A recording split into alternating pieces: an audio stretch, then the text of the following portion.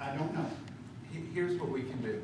We have not gone all over the site with a shovel looking for buried oil. It may be there. If this person wants to submit a specific complaint in a specific location, we can hunt for it.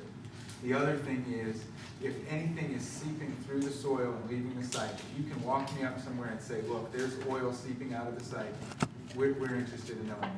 There's no trespassing sign up there, and I was a cop all my life, and I know when it says don't trespass, if I do, any evidence that I find is not admissible. I would advise you not to trespass anywhere in Tennessee. Well, that's the only way, that's the only way that I would find if out you whether or see- not there's something buried there. That's only partly true. Where it's leaving the site, if you were to see oil seeping out into the ditch along Highway 70, It's gradual. That's what, it's just gradual. I've been in construction over 35 years, and I've never seen heavy equipment that didn't leak hydraulic fluid and oil. okay. And I don't know what else I can do. If And that close to the river is, that's out of this world that's operating there. Well, again, and going back to our structure, and we have to deal with the structure in our system as it is, how it was mandated under our legislative action. If more needs to be done, citizens have to get together and do it. We are limited, but if there are problems out there and the river is polluted in this operation, we have enforcement mechanism that we can employ and fines that we can employ if that is the case. That's what we're worried about. You have to find it first, so that means the damage has been done. Well, when you got a huge front end loader, you can cover it up pretty quick.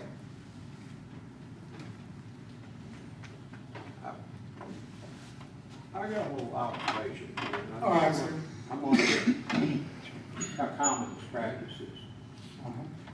It started out as ready mix company and metamorphed into a rock quarry.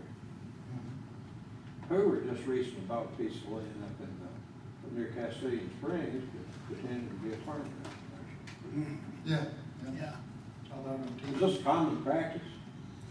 You know, I've heard of that Castilian Springs, the state representative up there contacted us to, and basically we told him the same thing we've told all y'all. I will send you the memo that I sent him of what we regulate and what we don't. I'd be happy to share that with you. How people go about the business of opening a quarry, I really haven't paid attention until I get the application.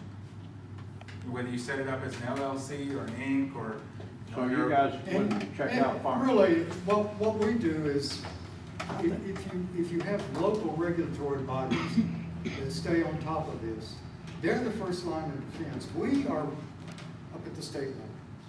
And I think a lot of times folks grasp at us as kind of a last straw. Stop this.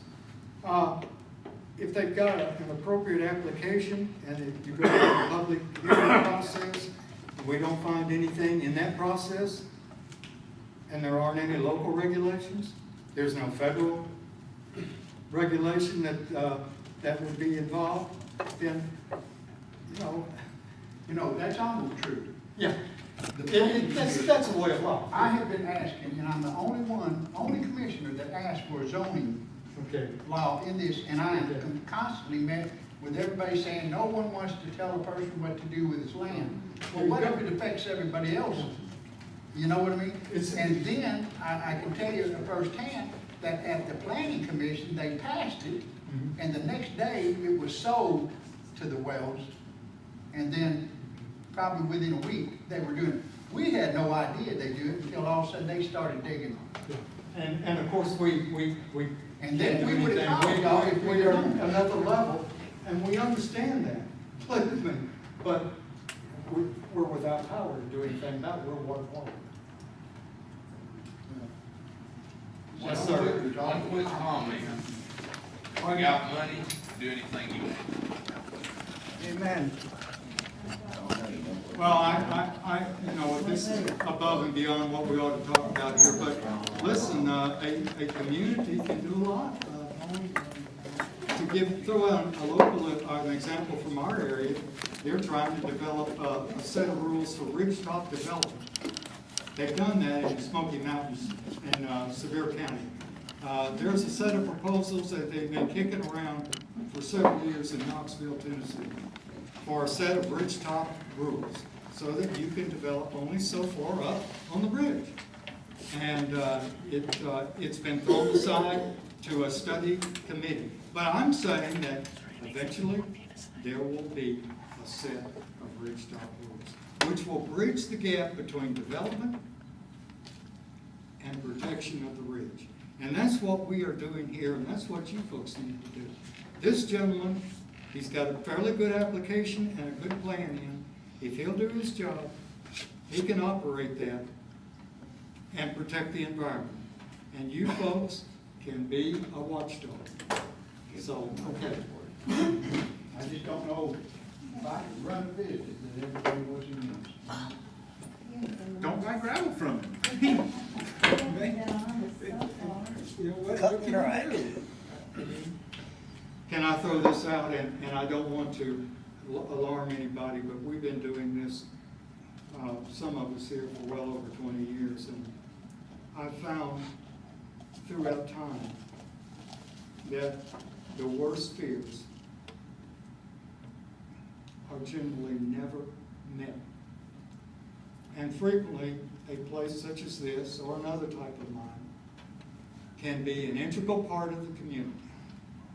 I'm not saying this will happen, and I'm not saying that's the way it should be, but our experience has found that to be the case.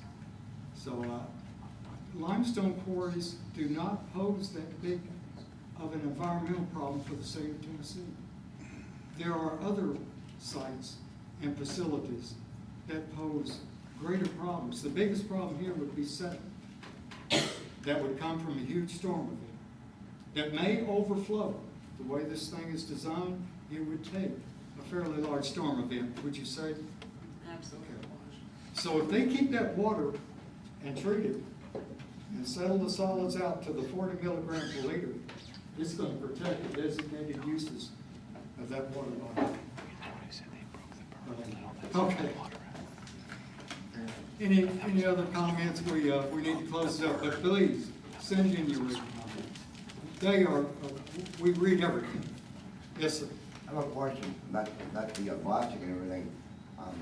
Being that close to the creek and everything like that, what effect is it gonna have? Is it gonna crack the rock?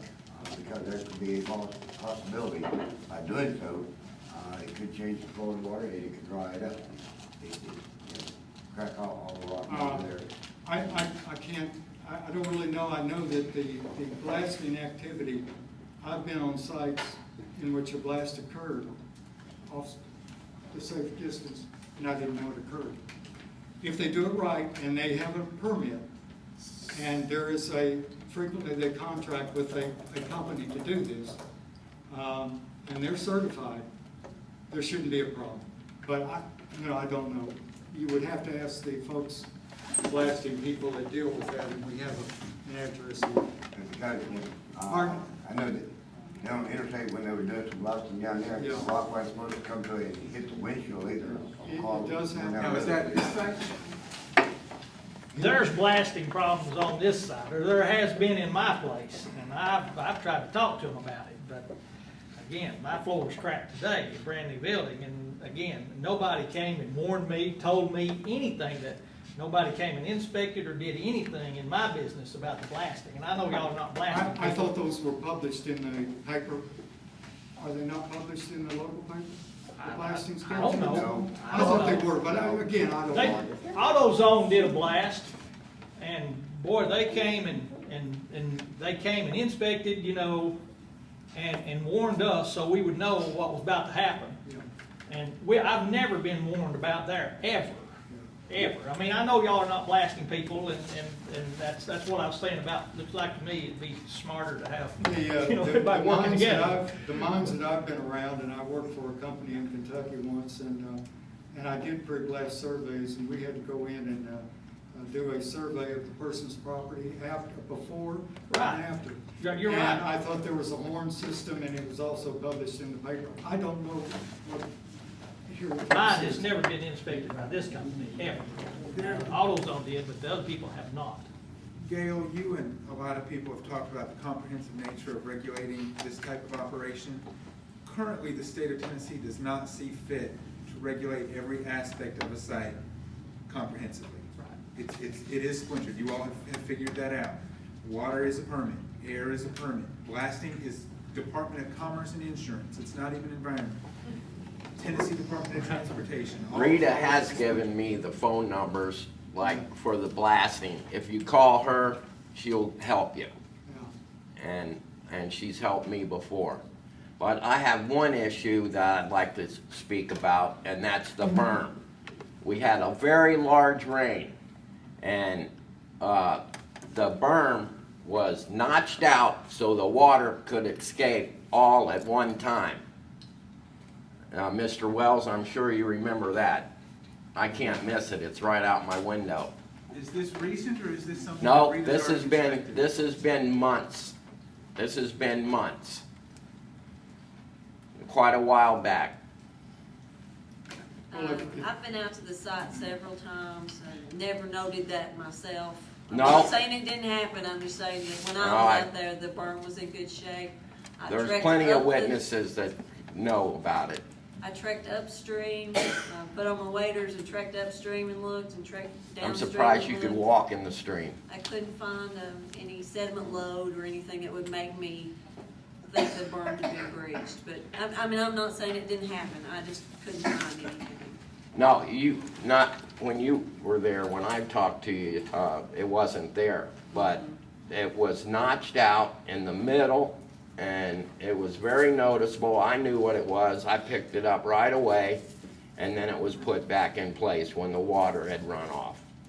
We did not, in investigating that complaint, we did not see any lingering effect of water pollution. So again, having not stood there next to you watching it, you know, I'm not gonna call you a liar, I believe what you're telling me.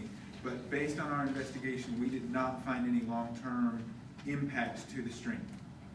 Well, we've had some pretty hard rains that will, make it run off into, the other runoffs. How deep is this holding facility that you can take that much water, Steve? It's in here. You all know, there's a big hole in the ground now. Within that hole, he's got 185,000 cubic feet of storage. And it looks like it's 400 feet, 65 feet. What's your depth, 10 feet or so? 12, 11? I can't do math upside down. So that's it, 400 by 65 by 12, something like that. And that is sized on, and this gets into the type of stuff we actually do. Mr. Wells hired an engineer to calculate the runoff coming off of the drainage area to that. He calculated that. I checked all those calculations personally. You know, that hole is sized correctly for that area. But isn't the area gonna continue to get bigger? He sized it for the entire drainage area, 12.8 acres, not just the current. No. That's why it's 400 feet is pretty good. I mean, that's big. He probably doesn't have 400 feet disturbed right now, in any one direction. So it's sized for the future. A lot of water will also be lost through these kinds of facilities, through evaporation, saturation, and then if you have your pond built for the standard 10-year, 24-hour event, that's all, you got to protect it on something. And all treatment structures are based on some design, whether it be 10-year, 24-hour, you can have 100 event. Stephen, can he use his whole pit? Oh, yeah, it would overflow. So, I mean, there's a lot of storage there. You'd have to really have huge storm events to kick off a discharge. And if we find a discharge on a berm that's been breached by some activity, then that would be a point source that they would need to permit. They would have to come in with a permit application to modify, and we go through this procedure.